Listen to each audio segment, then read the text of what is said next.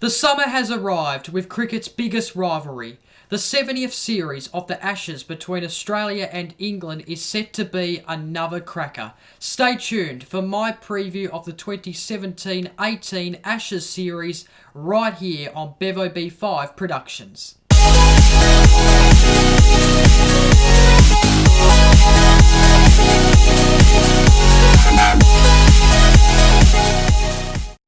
Hello cricket fans, welcome to my preview of the 2017-18 Ashes series between Australia and England.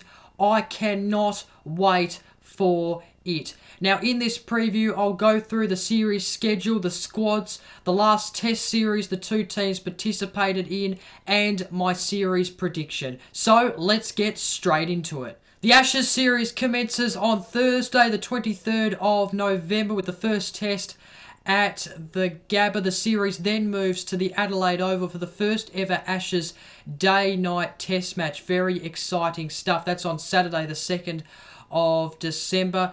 The series then moves to the WACA for the third test on Thursday the 14th of December. Attention then turns to the Boxing Day test on Tuesday the 26th of December, and then the fifth test, the last test match of the Ashes series, is on Thursday the 4th of January at the SCG. Of course, all matches being broadcasted on Channel 9. It is going to be an exciting series as always. Cannot wait for it. Time now to have a look at the Australian squad that has been announced for the Ashes series, and there's no surprise that the squad will be led by Captain Steve Smith with David Warner as vice-captain. Cameron Bancroft gets a place in the Ashes squad. No surprise to see Usman Khawaja in the side. Peter Handscomb, possibly a surprise selection, as well as Shaun Marsh, who has been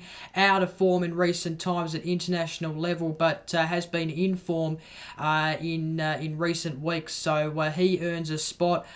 Tim Paine is probably the bombshell selection of the announcement, being announced as the wicket keeper. Of course, takes over the spot from his fellow Tasmanian teammate in Matthew Wade.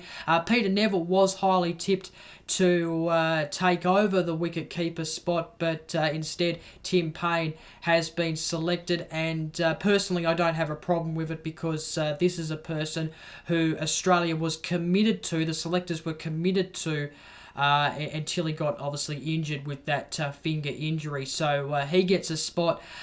Mitchell Starc, Pat Cummins, Nathan Lyon, Josh Hazlewood, Tasmanian Jackson Bird, and Chad Sayers rounds out the Australian squad. So some interesting selections, no doubt about that. Of course, some players that were I guess axed and not included into the side include Matt Renshaw, who hasn't been in form at domestic level, so it's probably right of him not to be selected in this side, because if you're not performing at domestic level, how do we know that you're going to perform at international level? Glenn Maxwell wasn't picked. He's a bit inconsistent for me, so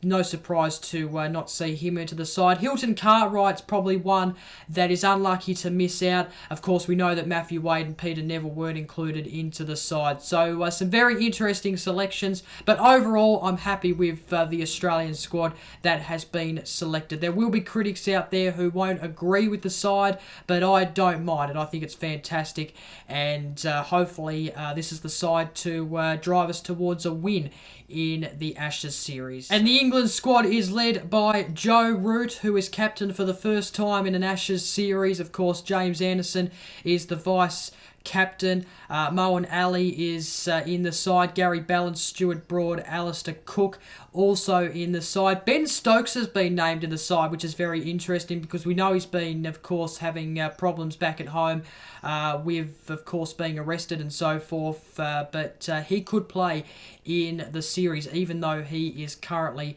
suspended. Chris Wokes also a part of the team, as well as a few others, as you can see in that graphic. So the England squad looks pretty strong, and I'm sure they will provide a very strong series against Australia. Time now to have a look at Australia's last Test series. They toured Bangladesh pretty recently, and well, they actually surprisingly lost the first Test. Bangladesh won by 20 runs. Australia just not making enough in the runs department, of course, being bowled out for 217 and 244. They were able to redeem themselves in the second Test, though, by defeating Bangladesh and winning by 7 wickets.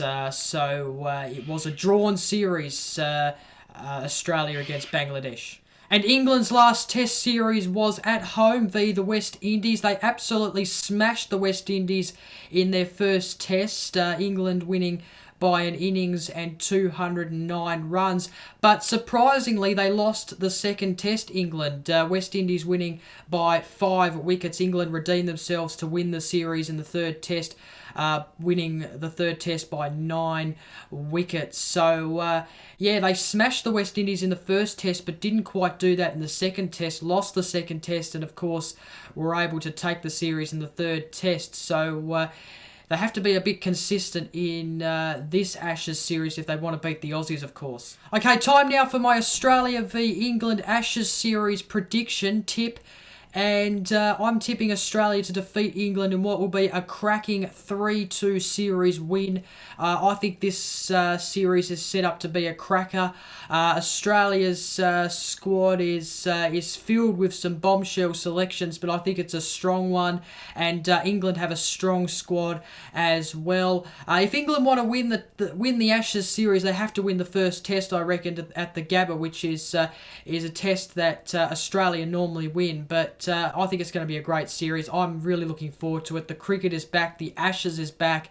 And it's just exciting stuff right now. So repeating my tip, Australia is going to defeat England in a cracking Ashes series 3-2. Cannot wait. And that is it for my preview of the 2017-18 Ashes series. I hope that you enjoyed it, and if you did, make sure you press that thumbs up button down below. Also, subscribe for more content. I do plenty of other content on this channel, so the best way to keep up to date with all that is by subscribing.